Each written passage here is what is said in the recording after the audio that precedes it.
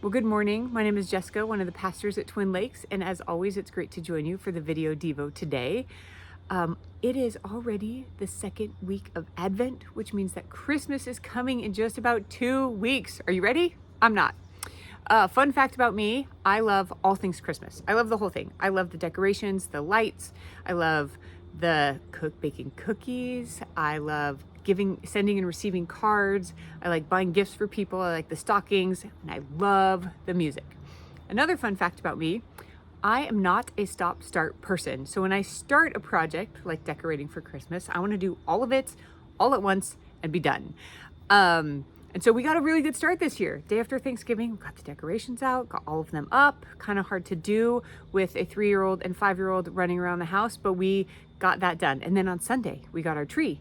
And then on Monday, we got our tree into our house and we got the lights on it.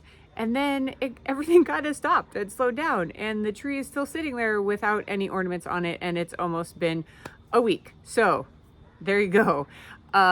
We have stalled out in our Christmas decorating. And I find this kind of ironic, especially because on the Saturday after Thanksgiving, I was running with a good friend of mine, and she was talking about a book that she and her family are doing for Advent this year. And the whole idea behind this book is to let the anticipation and excitement of the Advent season build over the 4 weeks. Much like when a couple is expecting a baby, they're excited the whole time, but that excitement grows at as the birth of that baby draws near, right? And so when it comes to Advent, that might look something like what we have accidentally done with our tree. It might look like getting a tree, putting it in your house, waiting, putting lights on it, waiting, putting decorations on it, waiting, putting presents under it, right?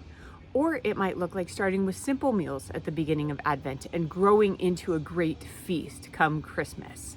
But the idea is that there is a long crescendo that culminates in the much anticipated birth of Jesus on Christmas Day.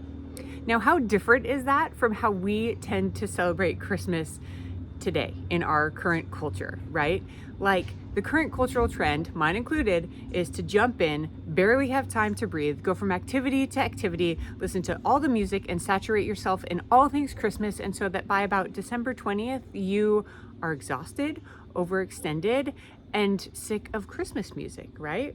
And we pack it all in and we leave little time to savor or reflect on what we're actually celebrating. That Advent is a celebration of the birth of our Savior, the first coming of Jesus, right? And so in doing that, we look back. But Advent is also a time to anticipate the second coming of Jesus, because the Bible tells us he is coming back. And so we have this dual purpose in Advent.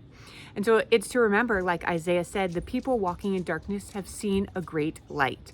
On those living in the land of darkness, a light has dawned. And Christmas is a time to celebrate that, right? That people were living in darkness and Jesus was born. He's the light of the world. And now we are living after Jesus was born. So we have that light and we get to celebrate that light.